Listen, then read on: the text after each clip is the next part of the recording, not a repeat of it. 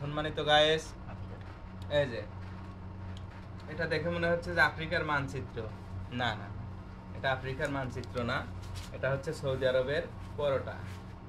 দেখতেই পাচ্ছেন একদম ছোট, বাংলাদেশের সাথে অনেকটাই ছোট পরোটাটা।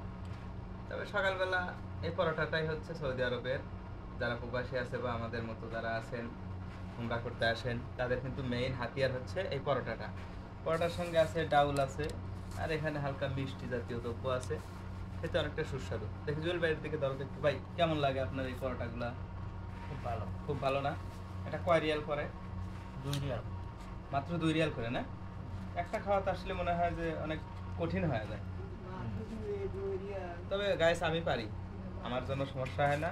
একটা পরোটা আমি দিব্যি মেরে দিই।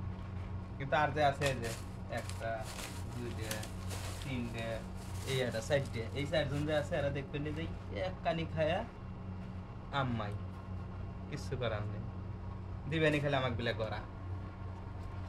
তুমি ক্যামেরা এমুচ্ছে